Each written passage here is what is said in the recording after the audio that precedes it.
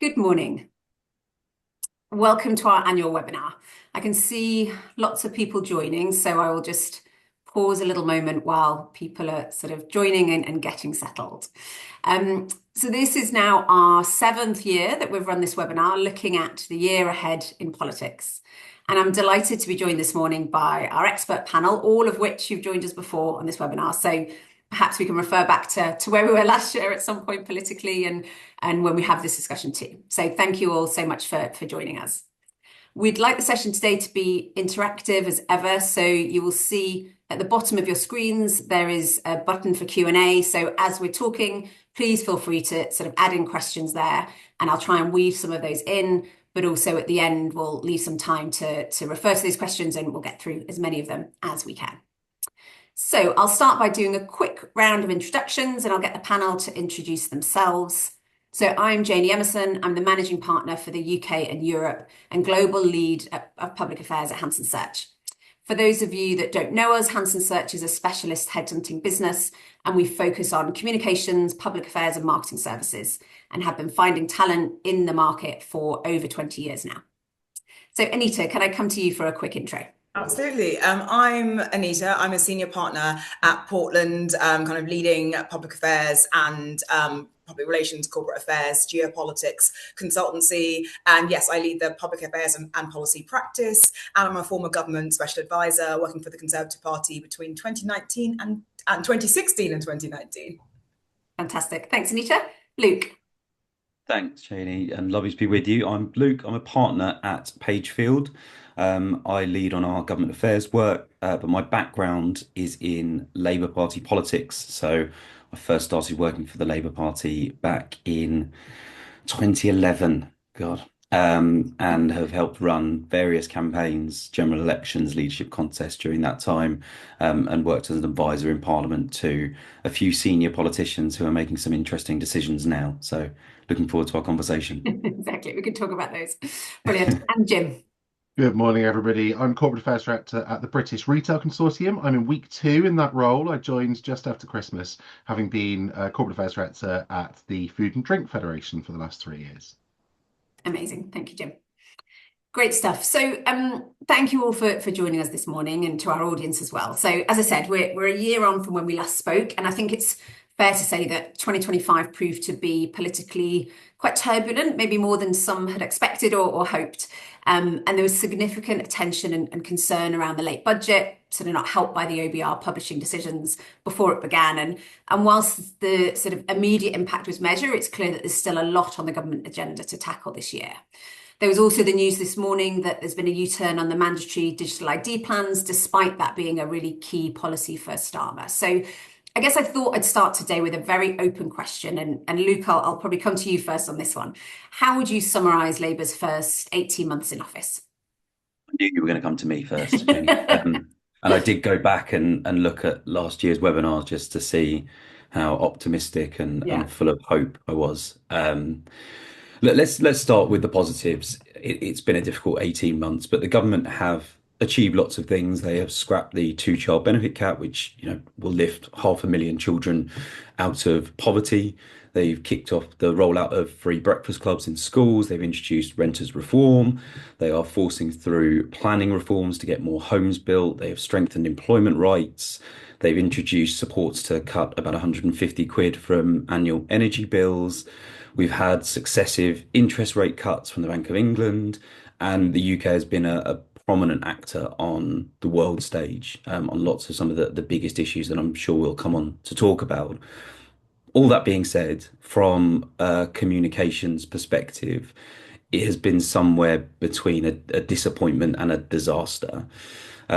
You just mentioned the latest U-turn this morning on digital IDs, but it has been a steady drumbeat of reversals and missteps over the last 18 months, to be completely frank. They started with the winter fuel payments announcement in summer and went through inheritance tax on farms, on business rates relief for pubs, watering down of employment rights bill, national inquiry into grooming gangs, and welfare reform, where the government were defeated by their own backbenchers. And the reason that matters, I think, particularly in terms of public perception and how the electorate, when we think about elections coming up in May, feel about this is that the government are taking all the blame for these unpopular decisions. They are taking the flak for taking right but very tough decisions, only to later reverse that position. And so often the case that those reversals don't get the same cut through that the initial decision does. And so they're getting all the damage for the tough decisions without any of the economic or social benefits that come with actually taking them. And it does speak to a wider problem. And I've talked about this quite a lot over the last 12 months, is that there is a lack of narrative at the heart of this government. And there has been really from day one about the vision that they have for the country, about the direction that they want to take the country in. And that continues to be a real problem. This time last year, Labour were on 26% in the polls, Reform were not that far behind on 22%. And fast forward to today, you've got Reform knocking on 30%, Labour drifting somewhere around 18, 19%, and no clear plan for how they close that gap. But all of it is driven by the narrative, all of it is driven by communication. And I'm hoping, desperately hoping, that 2026 will be the year that they get a real grip on this. But let's see what others think. Brilliant. Thank you. Anita, can I come to you next? Yes, and I agree with a lot of what Luke has said, but not with the slightly depressing conclusion that the problem is the narrative, because I guess where I start from is I think that you're right. There has been some kind of Labour achievements around, you talked about the two-child benefit cap, rail nationalisation, planning reform. These are things that you would expect a centre-left government to want to do and to get going. And I think we've seen that. And we've seen progress on things that the public really do care about, like NHS waiting lists, for example. But I think we come back to the question and the reality that the public's view on really most given issues, given they're not expert politicians, is pretty incoherent. So part of the government's job is to pick trade-offs and then argue vociferously for them. And so I think that these U-turns are not just about, as Luke says, is the government kind of gonna go back on what it said? Like, can you trust the government to deliver what it said? But it's like, it's evidence of, like, I think a bigger challenge, which is a willingness to endure and to really say, I think we are right and we are going to win the politics, or we're going to read the politics right, or we're going to sell something if people aren't persuaded of it initially. And I think that the election is such a long way away that so many things will happen between now and that time. And so wanting to win in the election is not an anchor, right? It's about like what you want to do today, this year, this minute, this month. And I don't think Labour really knows what it wants to do in terms of governing, except these kind of slightly piecemeal things. So to bring that all together, I guess I would say that there is a communications challenge, but I think it's fueled by a genuine sort of lack of anchor or a sense of being adrift about purpose beyond wanting to win. And when you're the incumbent government and you've got years and years ahead of you, that's just not enough. And I think Labour was dealt a really difficult hand, but I'm not sure they played it as well as possible. And I'm slightly pessimistic about the ability to essentially turn around, because I think that slightly lies with Keir Starmer. Thank you. Jim, can we get your thoughts? Thanks. It has been a really difficult 18 months. And it's quite difficult, I think, to summarise what it's all been for and what this government is actually about. Before the election, everybody was very optimistic, and Labour taught a really good game on business policy in particular. Johnny Reynolds had built really strong relationships with businesses in that shadow seat for quite a long time, which he carried through into government.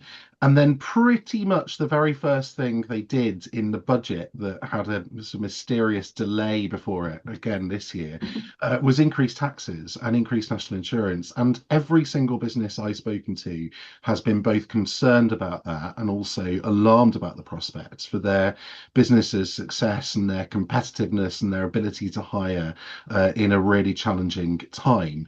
And if you're sitting in number 10 and you look at the polls and you see a five-way split, you can't possibly look at that and think the first 20 months of this government have been a success. That is a really challenging period for them to be in. And if you're sitting, as all of us are, as ordinary citizens and consumers, going out to the shops and finding that your shopping is 40% more expensive than it was 5 years ago, and finding that your energy is more expensive than it was 5 years ago as well, and finding that your wages haven't gone up by anything like as much as inflation over that period of time, that cost of living crisis that Labour were elected to deal with has not been resolved, and in many ways it's got significantly worse. So what's it all been for? I'm not really sure, and I don't think we're really seeing the results that businesses and individuals would have expected at the general election not that long ago. Thank you, Jim.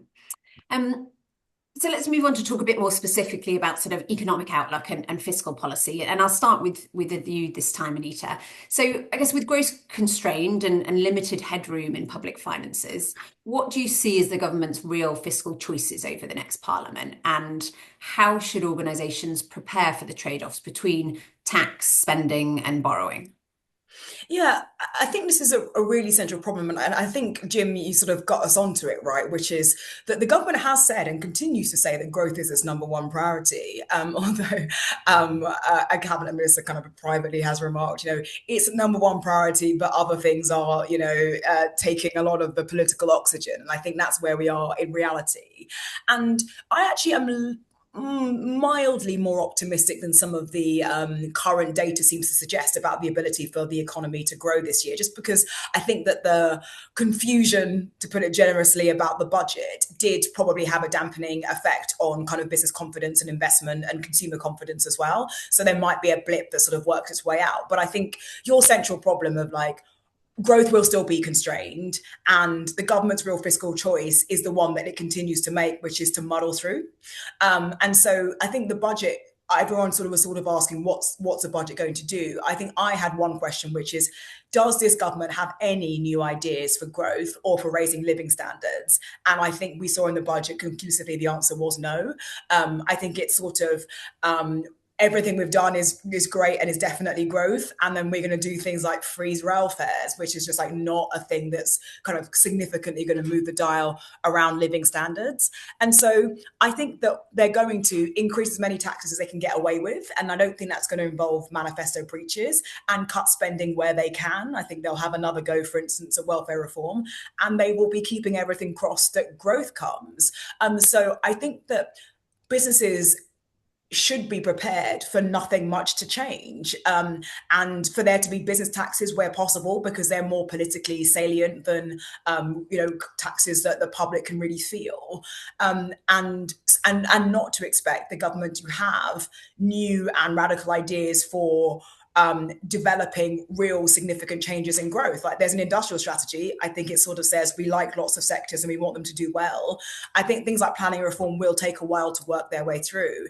And so looking ahead, I think that the predictions, even their own, and the OBR said none of the measures in this budget are going to materially impact our forecasts for growth.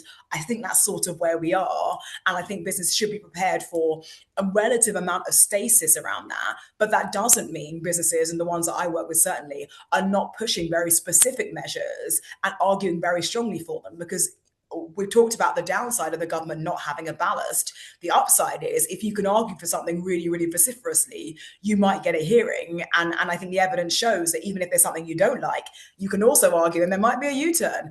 So there's movement possible, but not in terms of, in my view, the grand vision, unless things radically change in the years ahead. Thanks, Anita. Jim, can I come to you next? I agree with that, and I think if there is a grand vision, we don't know what it is, and if there is going to be a grand vision, then government needs to be honest about how it's going to pay for that. And I think one of the challenges that businesses have found is that kind of lack of openness about what the reality actually is. Everybody gets there's a fiscal challenge in the UK. Everybody gets that our public finances are really constrained, that debt is very high, and that we've got to start paying that down. But I think what people question is whether the Chancellor is being genuine about why she's increasing costs to individuals and taxes for businesses as well. And if you look at this last budget, taxes were increased by choice, but the explanation that the Chancellor gave was this is all about trying to repair the public finances. A few days after the budget, of course, we realised it's not to repair the public finances, it's to increase spending.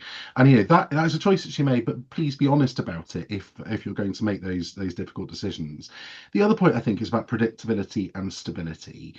Government has now U-turned on a huge number of things. I think we're on the 13th major U-turn, 14th major U-turn perhaps since the general election. Previously when he was leading the opposition, the Prime Minister might have said that that reflects a chaotic government. So I'm not sure whether he still agrees with his own take on his previous comments. But we are in a slightly unpredictable world. And so businesses say, well, hang on, you're bringing in some major new program, you're bringing in some major new investment. Is it going to happen?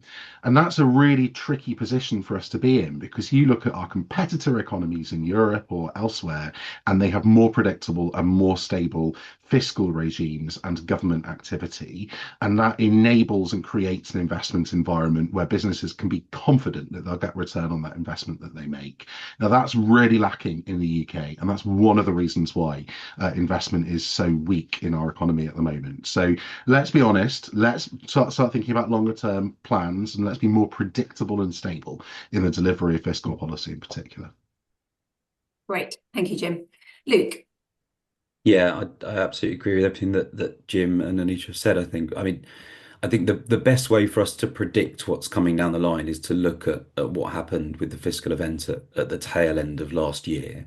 And it was very clearly a government that was trying to walk a very narrow line and trying to hold together its own coalition, whether it was its own backbenchers or its electoral base, but not undermine its very, very limited confidence in financial markets. And so we had things like the two-child benefit cap being lifted, and relatively expensive increases in national minimum wage, state pension, universal credit, paid for by really sort of fiscal sleight of hand rather than anything bold and brave, freezing of thresholds for income tax and national insurance, and increases on dividend income rates and things like that again, going back to what we talked about at the top, that lack of story and that lack of narrative. And there was a real opportunity, I think, with that budget for the government to grab hold of that narrative again, and to show people what a Labour government cares about and what its priorities are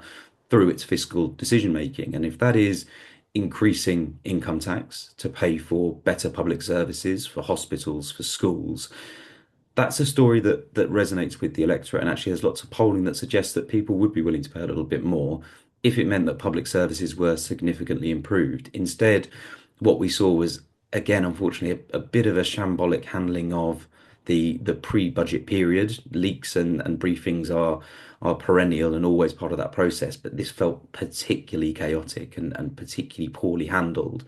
And ultimately, the fiscal event itself ended up being a bit of a non-event, but I think that spoke to a wider problem in government, that there wasn't clarity about the direction of travel. It wasn't clear what the government wanted to do and why they wanted to do it. And that was borne out when the Chancellor stood up and delivered the budget. And to Jim's point around that lack of transparency and lack of openness, this was what Labour promised coming into government. They spoke directly to business and said, we are going to end the revolving door in Westminster and Whitehall. You will be dealing with the same stakeholders. You can build relationships. We will be open and honest and transparent with you. So there are no big shocks. You're not wrong-footed. And instead, what we've seen is a government, I think, retreating into itself and becoming increasingly cautious about engaging with government, because they know that they are invariably reversing some of these big decisions. They are not giving business the clarity and the transparency that was promised. And I think that is really undermining general investor sentiment in the UK. People don't feel confident that they can work with this government at the moment because there is that lack of clarity. And we saw a budget that ended up really being nothing to anyone. The markets were broadly happy with it because the Chancellor didn't make any big moves. There were no big unpopular tax rises. It was largely sleight of hand and slightly maintaining the status quo, but it is kicking the can down the road largely. We know there are big, difficult decisions to be made, and history tells us that you should be making those decisions early. Do that at the start of your governmental term, get the tough decisions out of the way, and then reap the benefits towards the tail end as you're looking at the next election. Instead, what I think we've seen is a government that is slightly paralysed and struggling to decide which direction it wants to move in, whether it upsets the public for a while by increasing taxes, or whether it upsets business for a little while by looking at other levers that it can pull to drag more money into the Treasury. Instead, we've drifted and we are looking down the barrel of 2026 thinking there is no clear plan for growth. There is no fundamental economic strategy underpinning the government's decisions. And I think that's going to be a really, really big challenge for Rachel Reeves, the Treasury team, but actually the likes of DBT and others who are desperately looking for opportunities to attract inward investment, but the prevailing sentiment is one of uncertainty. Yeah, and can I just throw in one thing that I think that Luke, you really underlined there that we should emphasize, which is like this government seems to not understand what we mean when we talk about clarity and vision. Like, that's not about Keir Starmer standing at a podium and giving a kind of grand speech, because the public are normal people, and unlike us, they're not going to be watching his every word. It's about picking arguments. It's about picking battles and being prepared to be controversial, to define what you stand for. And I think that's the very thing that they were very unwilling to do, not just in this budget, but with the endless U-turns. That is the crux of the thing that's not, it seems, instinctive to Keir Starmer. And every successful government, or governments where you know what they're about, are about massive arguments. Like Boris Johnson, massive fights on Brexit. I don't care about the constitution. I care about getting this done for the people. George Osborne, we're going to fight about welfare. We don't think this is the right way to do it. We're going to make a change. We think the public is spending too much. Hate us if you like, we're doing austerity. Tony Blair, we're going to devolve power. Like, there were real things that people didn't like that they did. And I think this government is so concerned about popularity, and so concerned in feeling constrained by where it's doing in the polls and all the things that make it difficult to govern, that they're not willing to define themselves by arguments. And that's why you end up in this situation where you're drifting, and especially on the economy, where you kind of just have to back things, argue for them, and hope they turn out good. We're now at the period, as Luke says, where like the most room to maneuver is kind of gone. And so like the likelihood of things shifting in a dramatic direction feel like they're shrinking, by the minute. There's something about that in the argument point that you make, Anita. I think it's completely right. If you think of Tony Blair when he was trying to introduce ID cards back in his government, he argued every single time he went out. It was all argument all the time. And ID cards, he was prepared to have that fight for years and years before they eventually canned the proposal. But with this government, they sort of just came out with it overnight. It was like, oh, we're going to do this now. Everyone's going to be fine with it, without laying the ground and doing that kind of basic politics that helps kind of progress the change agenda that they claim to have. I don't know what the problem is there, whether it's a comms problem or whether it's a political problem, but either way, it's leading to that drift that Luke talks about. And then it's like, oh gosh, like, can't believe it. No one buys our idea that we've not argued for at all. Let's just U-turn on it. Exactly. What a shock. Yes.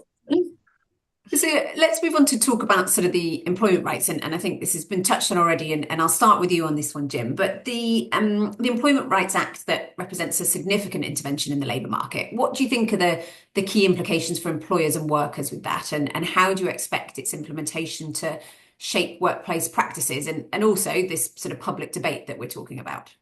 This is a major piece of legislation. I think it's probably the key piece so far that the government has managed to get through. And obviously it's received royal assent just before Christmas, and there was an event in Number 10 to celebrate the royal assent for that act earlier this week.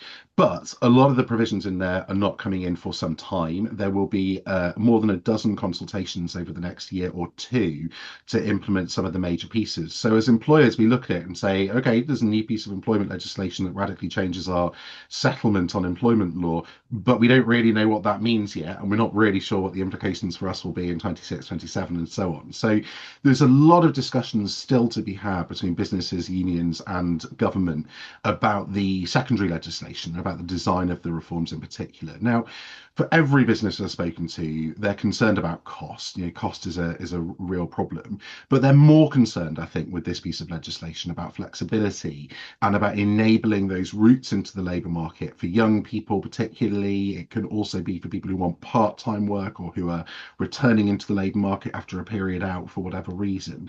Maintaining that flexibility is really important. So if you look at a sector, like retail or like hospitality or like manufacturing that has big seasonal flex in the workforce. So at Christmas you might have thousands more shifts as an employer than you might at other times of the year. It's critical that the legislation is designed with that in mind. So you reflect that flexibility that happens in the labour market, but also that you protect the flexibility that individuals want as well. The labour market has changed a lot in the last 20, 30 years. And my concern is that this Employment Rights Act comes from a mindset that's fixed in the 90s 90s and the early noughties, when employment relations and the way people work was completely different. Now, you might not have one job which is 12-hour shifts anymore in a factory. You might have four roles where you do 4 or 5 hours in one, 8 hours in another, 12 hours in another. That particularly could be the case at Christmas or at seasonal peaks in the summer or whatever in different sectors.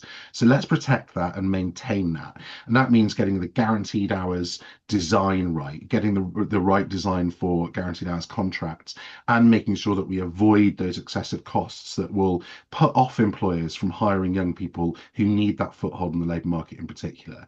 Now, this is all in a backdrop of 5.1% unemployment, which has crept up. The number of jobs in the labour market has come down, and it's also against a backdrop of major technological change through artificial intelligence that will have an impact on the labour market in the decades ahead, perhaps sooner than we can really anticipate. So my question for the government really is, what is the guiding principle behind the secondary legislation you're designing? How can we get businesses involved so they are really genuinely reflecting the reality of what happens in the labour market day to day, and make sure we don't have unintended consequences in a period of broader uncontrollable transition that I think creates big risks for people who are working and not working at the moment? Thank you, Jim. Luke, can I come to you? Yeah, absolutely. And look, Jim is far better placed than I to talk about some of those direct impacts on business. And congratulations to him on his new role at the British Retail Consortium. So he is absolutely the right person to be talking about this, and its impact on business. But just thinking a little bit about the politics around the Employment Rights Bill and how this came about and how the government handled it. And yet again, as with the budget, this was a government that really was trying to face both ways, trying to talk to business about encouraging growth, unlocking investment, driving that productivity that we know our economy desperately needs. But at the same time, it was trying to placate its own backbenchers who were pushing hard for bolstering of employment rights and delivering some of those big, significant, and actually for business quite costly changes that particularly for SMEs have potentially really damaging and detrimental impacts. And we've seen the consequence of that in terms of new jobs and employment over the last few months as smaller businesses in particular start to think about whether or not the risk is too big to take on new people if employment's rights are strengthened in the way that the government had talked about.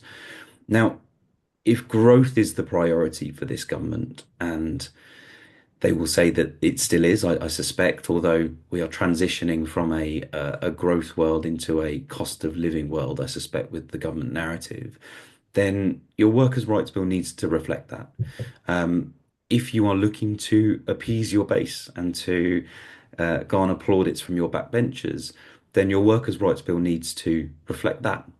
And instead, what we had is a government that tried to face both ways, ended up watering down some of the provisions in the legislation slightly, and ended up in a situation where everyone was a little bit unhappy. And I think that really speaks to the wider story of this government at the minute, is that by triangulating, by trying to placate at times contradictory audiences and people who are almost diametrically opposed, they end up being nothing to anyone. And look, there is absolutely a world in which we can strengthen employment rights and encourage growth and investment.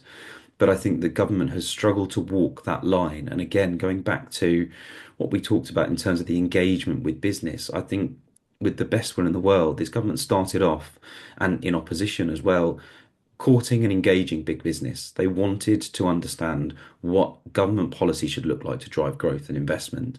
And I think over the last 18 months, we've seen a retreat in terms of that engagement as the government has, in the same way from its own backbenches, becoming increasingly concerned about criticism from both sides and closing the doors to that conversation. And without a really clear story underpinning employment's rights, if that's growth and if it's encouraging investment, they need to be out telling that story. If it's about strengthening the rights of the individual and making work more secure and pay better, that needs to be the story you're telling. But again, I think we've found ourselves in an unhappy medium where the government has really failed to deliver for both sides of the argument. Thank you. Anita. I'll just say one short thing because I think Luke and Jim covered that really comprehensively, which is just that I just think this isn't over. There are so many elements of this bill that are undecided that where the government just has to at some point get off the fence about like guaranteed hours or the compensation system for unfair dismissal or the details of how the industrial action piece is going to work. That I think this is going to continue to be a problem unless the government, as Luke says, decide who is going to hate them and decides to proceed anyway. Great. Thank you, Anita. So let's move on to talk about sort of defence, security, foreign policy. Obviously, rising geopolitical risk and volatility. How do you think the government will continue to position the UK and their defence and foreign policy priorities? And what does the global instability mean for business? And Luke, I'll come to you first in that one, if that's okay. Yeah, absolutely. So I think, we will always say this, but I do genuinely think we are living in, if not unprecedented, certainly experienced times of uncertainty and global instability that I haven't known in my lifetime and perhaps date back to the Cold War era. And everything from Ukraine to Iran and Venezuela to Greenland. And it's a sign of how quickly things are moving that the final two of that list we wouldn't have been talking about 2 months ago. And I think increasingly we are seeing that our domestic lives are being defined and impacted by international tension and conflict. And increasingly for the UK, our economic and national security is increasingly intertwined with what's happening in other parts of the world. And we enjoy, as a nation, we enjoy a seat at the top table. And I think there's no question that our influence has diminished in recent years and in recent decades. And the emergence of strongman leaders like Trump has shown that there is more importance to be placed now on those relationships and those ties that we have with allies and neighbours in a time of increasing uncertainty and instability. But I also think what we've seen over the last 6 to 12 months and going back as far as Russia's invasion of Ukraine is a weakness in our international institutions and an over-reliance on others for our domestic security, both national and militarily, but also our economic security. And we had the Strategic Defence Review in June. And there was no question that the UK was moving towards a war preparedness and a war readiness, which again we haven't seen for decades, but not underpinning that a commitment and a clear timeline to spending 3% on defence. We have taken a NATO first approach as a nation, which we are now seeing is being undermined by that strongman politics and the unpredictability of President Trump. What we also included was closer alignment with Europe, and I think that is increasingly where our security, our national security, but actually our economic future also lies. And the wheel turns quickly, and in 3 years' time, we will be talking about the end of the second Trump term, and he'll be in the rearview mirror. But I do think the shocks and the ripples of what's happening in the world now will be felt for decades to come. I think he has fundamentally altered the international political order. I think people are looking again at those international institutions and seeing how easily they can be undermined. And so much of our national security is tied up in our economic security. And we saw with the US trade deal and what Trump did in the opening days and weeks of his new second presidency on tariffs, that we actually have to bake in far more resilience in our global supply chains, in our relationships elsewhere in the world. And that I was an ardent Remainer, but one of the Brexit dividends or intended Brexit dividends was the fact that we could go out and strike these trade deals around the world. And actually that now looks like an increasingly appealing prospect to be able to mitigate your risk by building those relationships around the world and strengthening our position. But I think the reality is, and we're seeing it, people like Nick Thomas-Symonds doing a fantastic job building some of those bridges with Europe, that the UK sees its future to the east and to Europe rather than to the US, or actually increasingly a sort of global footprint. But I think that the challenge for business is that constant instability and uncertainty. And it used to be that we would talk about these things in months and years, and the tectonic plates would move slowly. We're now talking about hours and days. You know, the situation in Greenland, the situation in Venezuela, these weren't issues. They weren't on the radar really 2 months ago. And the seismic shock that can deliver for business, it undermines investor relationships, it undermines confidence in domestic markets. And I think the UK has to move quite quickly to shore up our position, because we are in danger of ending up being caught between the US and Europe. And actually, if we don't choose a side, and I firmly believe that our future lies with Europe rather than with that special relationship with the US, then we're at risk of being left behind. And actually, that global leadership position that we have enjoyed for centuries will very quickly disappear. Thank you, Luke. Anita. So I just want to make two very quick points. I think on the point around how the government will position this, I do think that it's very clear, implicitly, if not explicitly, that the government thinks we can't really rely on the US, we kind of have to do this ourselves. But obviously, there's very many good reasons why the government cannot and should not say that. But I think the natural conclusion of that argument is, so therefore, in the UK, we need to change the way we tax and spend. And I'm not sure the government, as successful as it has been on the global stage, and I think that has been an unalloyed success, really, but they haven't quite tied together that domestic and foreign policy agenda. So, for instance, there were moments last year where Rachel Reeves could have said, look, the landscape has changed. We need to do things differently fiscally as a result of how unpredictable and the world is, and the need to spend more on defence. I think the second thing in terms of what this means for business, I think, Luke, you've talked a lot about the uncertainty of this. I do think that also just gives lie to this idea that securonomics is the answer to growth. And that was Rachel Reeves' big prescription, which was like, oh, well, you know, the Conservative government was just so chaotic, but we're going to come in and it's going to be security, and therefore businesses will be able to grow. Like, in this open economy that we exist in, that just isn't a possible prescription. We cannot control the kinds of big global factors that are going to render business models, you know, obsolete potentially. And particularly look at the AI transformation. That's changed things significantly. And therefore, the answer can't just be, don't worry, we will try not to change things too much, which I think both globally and domestically has not happened, but instead has to be taking big bets and big swings. So I think that it's going to continue to be important. The government should continue and should be more explicit in linking that global picture to the UK domestic situation, and that ultimately they can't just promise businesses or hope for stability. They have to offer businesses more. Thank you. Jim. I mean, not a huge amount to add, I think. I mean, there's obviously obvious public spending implications if we're going to have to spend more on defence. And the question comes, you know, how does that increase get funded without having deleterious impacts across the rest of public spending? But I think for, you know, the businesses I speak to, you know, there are big concerns about ongoing disruption to their supply chains. You know, we saw what happened with the Ukraine war and food supply, grain supply in particular. But we also saw what happened with energy prices and the huge volatility of prices over the last few years. Now, you know, we are buffeted by global headwinds. We are part of global complex systems, and we can't avoid that. So the challenge for businesses is being able to build in that resilience. And very often that's financial resilience to make sure that they can withstand future shocks to supply chains or to energy or to whatever.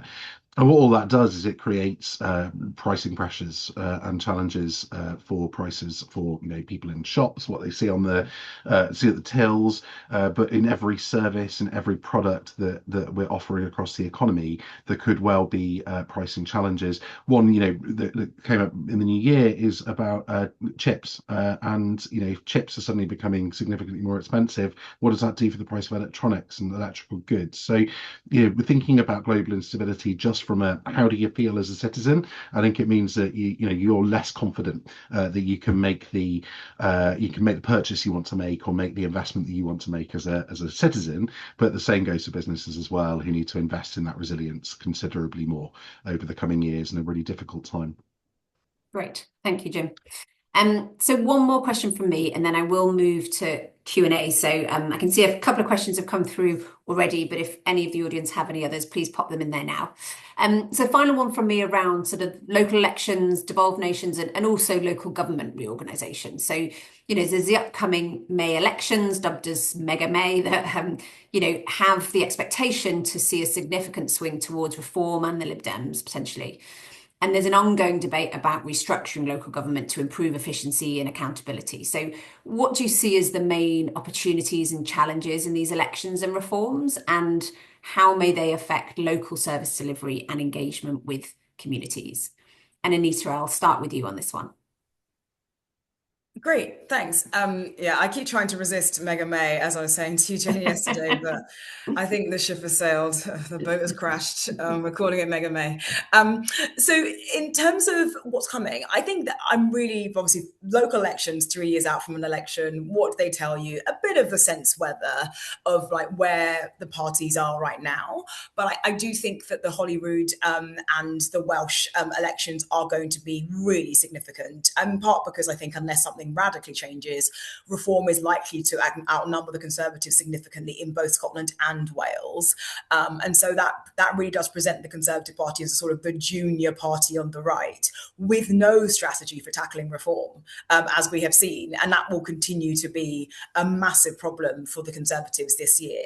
And then I also think that as much as the polling in Wales is quite messy, it's really hard to imagine a scenario where Labour isn't massively rejected, the Tories aren't significantly, moribund, and the SNP may triumph, maybe possibly off the back of like Tory voters that were sort of went to Labour last year and now slightly peeling off to reform, but nevertheless, the fact remains that you could end up, and you will end up with major parties, Plaid, the SNP, Reform, not being part of the big two, that solidifies this pattern that we've already been seeing, which is like the two major parties are like less than 40% of the vote collectively, which really has not happened in a significant way in our modern history. And also that you haven't had a situation where quite literally, there are 5 parties with more than 10% in the polls. And so I think that just injects a huge amount of political uncertainty. And as we've been talking about, because the government lacks political confidence,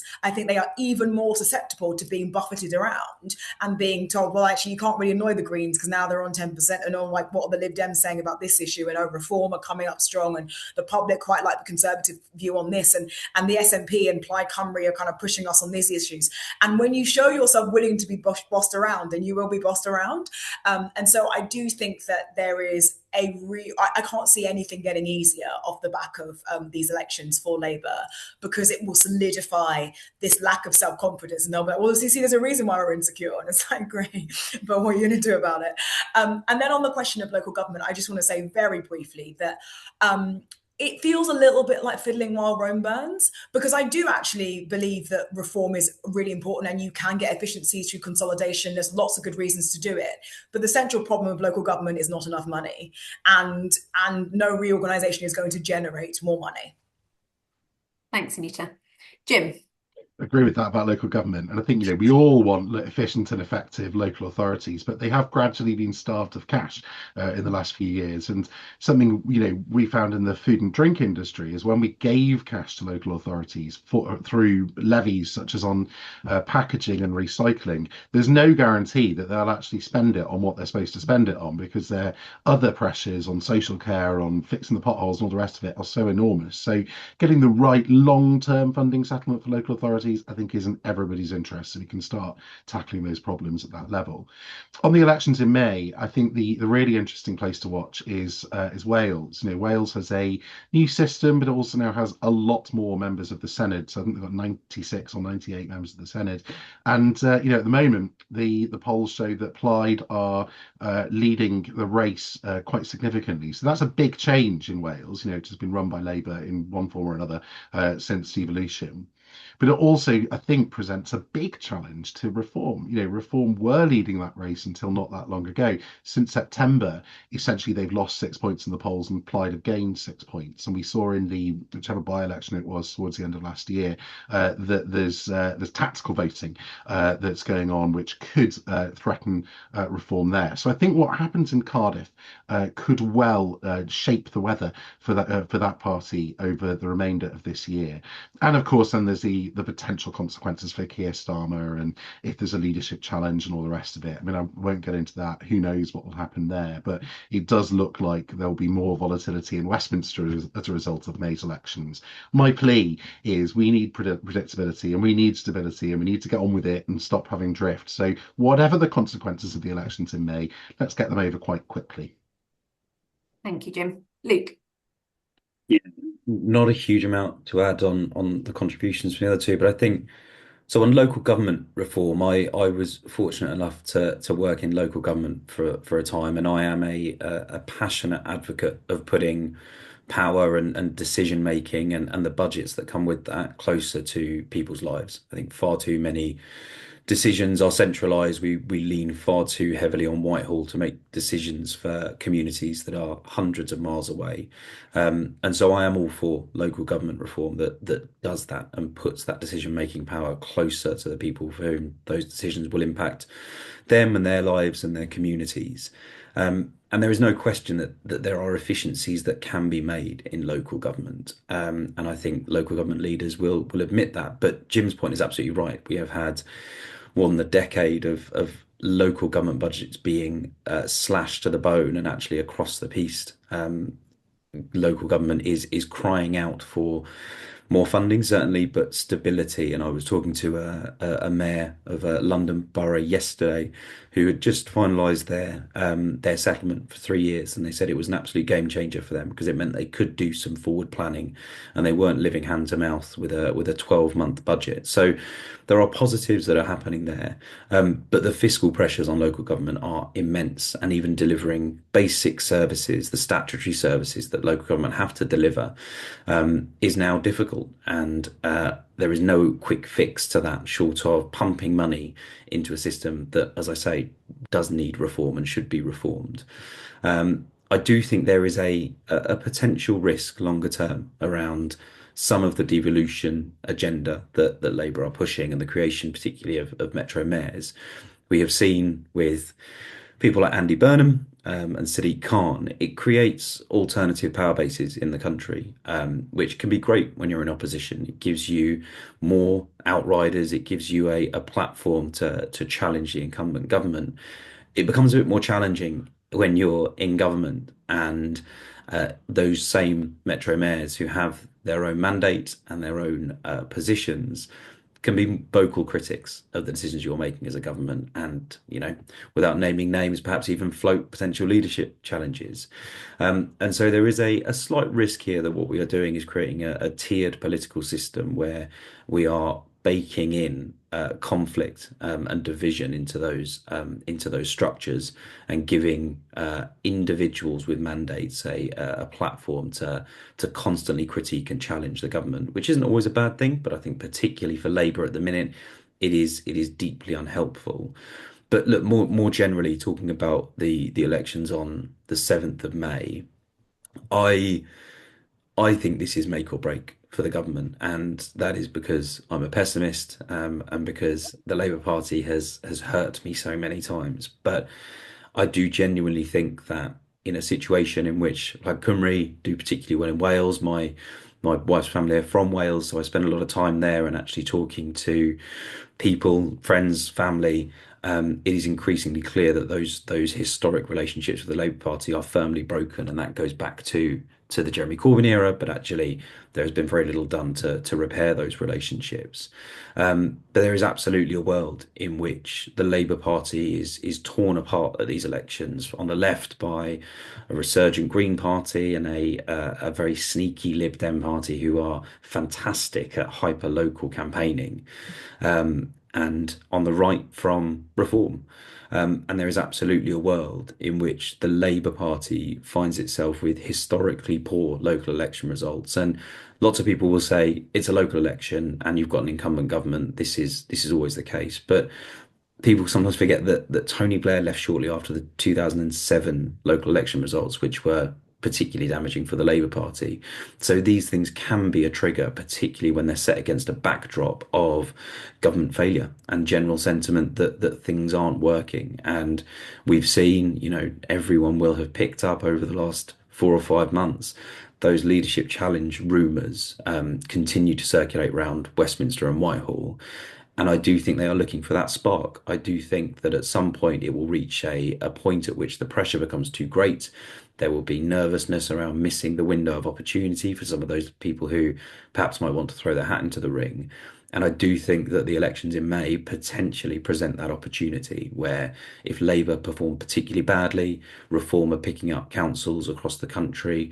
London will be a really interesting case to see what happens there, famously and historically feeling like an urban liberal centre, but that's no longer the case. Those sort of traditional Labour roots are disappearing very quickly.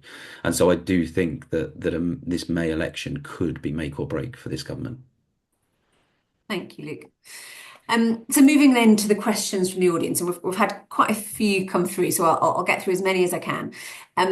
So just thinking back to sort of Europe and the defence side and sort of economic side that we talked about earlier, we've had a question about, given that the aim of the government is to edge closer to Europe, what do you think are the major points within the European national governments and EU politics to look out for that could change the environment here?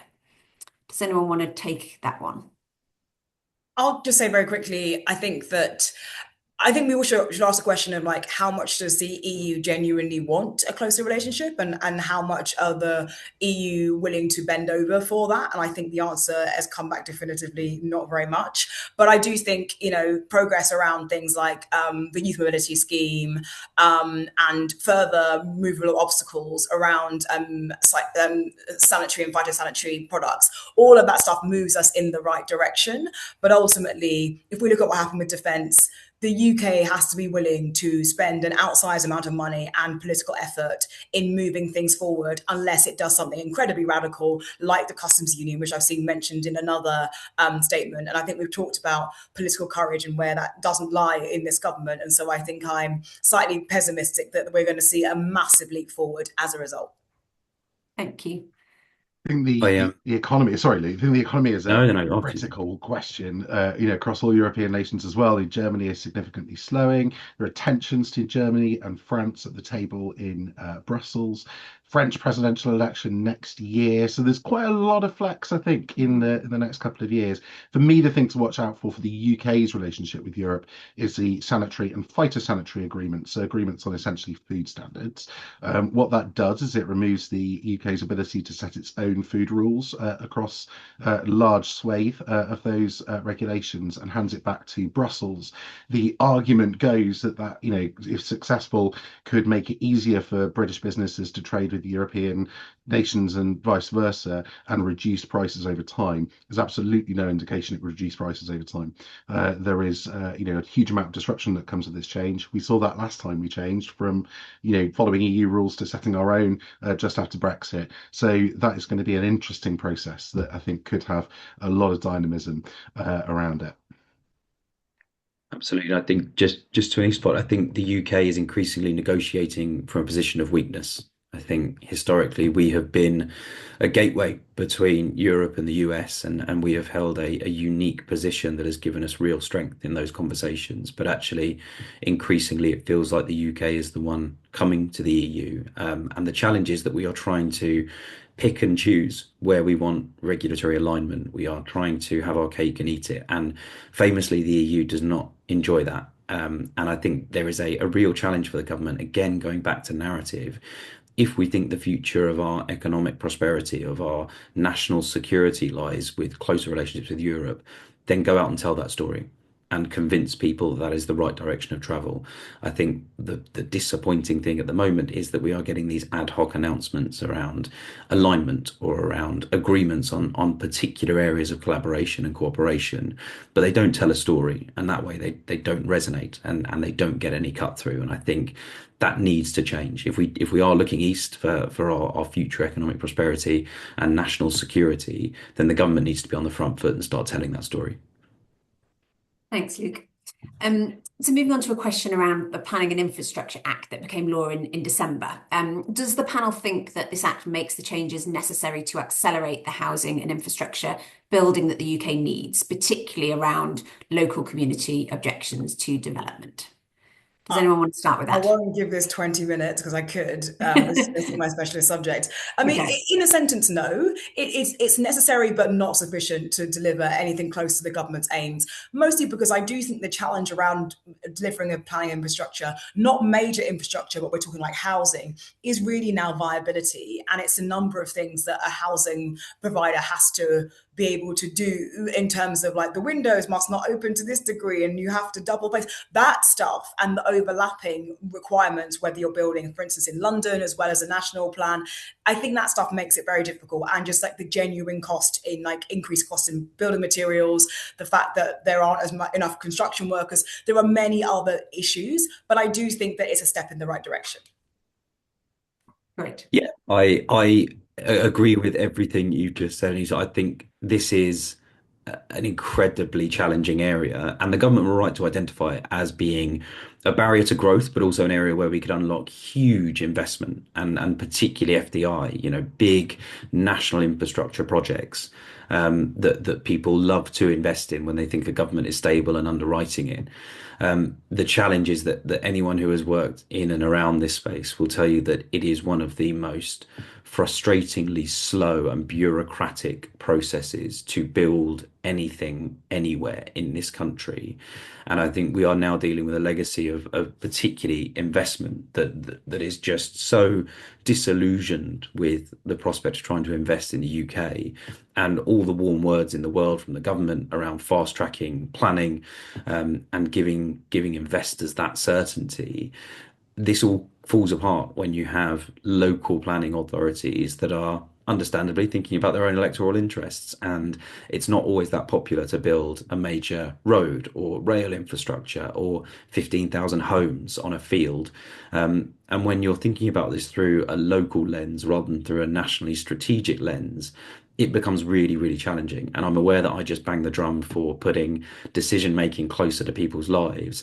But this is a matter of national significance. This is about the future economic prosperity of our country. And there are some decisions that should transcend politics. And I think, unfortunately, a huge amount of decision making is still placed at a local level with people who are either ill-resourced or ill-equipped to make some of those decisions, or are just taking a purely political decision that blocking a housing development and kicking it upstairs to the Secretary of State is the most politically prudent thing to do. And actually, we're seeing it from Labour councils just as we are from Lib Dem councils and Conservative councils. That's the real challenge, is ripping the politics out of some of these big nationally strategic decisions that we know will be the bedrock of our future economic prosperity, or they will be the reason that we have managed decline over future decades. Thank you, Luke. Anything to add, Jim? Nothing to add. I mean, we've just got to get on with this, haven't we? We are laggards on infrastructure. We're laggards on housing. We know there are problems. There's not enough housing supply, which pushes up prices, particularly if people trying to get into the labour market, into the housing market. We simply have to be faster at this. And I agree with Luke. That means making central decisions in the national interest and speeding things up. Great, thank you. So one very last quick question, and it might be tricky for a quick answer, but see your thoughts. Somebody has asked what the government could focus on this year to deliver progress. Is there something that you think, an idea or a concept that the public could get behind? And coupled with that, do you think they're able to do that when there is so much of a leadership debate happening? So I'll jump in first. I think they have to. I don't have an immediate answer for what that is. I think focusing on cost of living is as good as any a strategy running into the May elections. It resonates with people's lives. I would stop calling it a cost of living crisis because it's now been a decade and then some that we've been talking about this essentially a perma crisis. This is structural failure. This is wages not keeping up with prices. This is a lack of growth and productivity. But focusing on where failures in markets or failures in structures hit people's pockets is as good a starting point as any for this government. And talking about how you're going to bring down bills, how you're going to bring down your monthly mortgage payment or your rental costs is absolutely the place this government should be. I think the challenge, and I'm acutely aware that I've depressed everyone on this call today, but I think the real challenge for this government is that they've got 5 months to make people feel that when it comes to the local elections.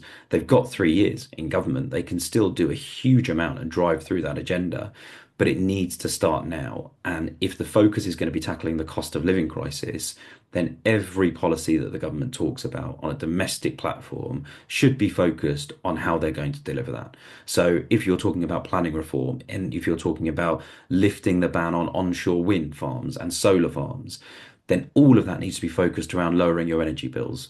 You can talk about it through the context of securing ourselves from disruptions in the global market and what's happening in Ukraine and Russia, but all of that should be focused on improving the lives for you and your family. We're going to lower costs in the shops. We're going to lower your energy bills. We're going to bring down your mortgage rates with continued successive cuts by the Bank of England. That should be the message. That's how you can actually build a coherent narrative. But I'm not certain that the government are in a place where they're prepared to do that at the moment.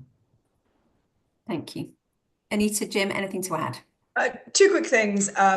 Just on the growth question, which is like, even if you're not willing to do controversial things, which I think this government isn't, trade deals, do more trade deals. I think the India one was a really good mark. It's not going to generate results immediately, but I think it's a really useful way to drive general closer partnerships. Number two, I would say like, things like we spend loads on things like R&D tax credits and they're just sort of all spread around. It's about £7 billion. That's the kind of thing where you can really laser focus on the industries you want to support and provide money for them. If you're talking serious about AI, put that money into AI, whatever it is, do something with pots of money that you already have.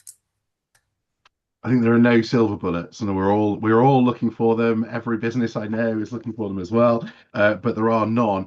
We've got to fix the basics. Government has made a bunch of promises, made a bunch of ambitions. Let's start delivering those, and that includes things like fixing the planning system, getting the growth and skills levy to fix the skills system, improving how we do our trade relationships all around the world. Making incremental progress on what they've already started, I think will have a big impact. But we've got to fix those basics in the absence of any big ideas that will transform the world.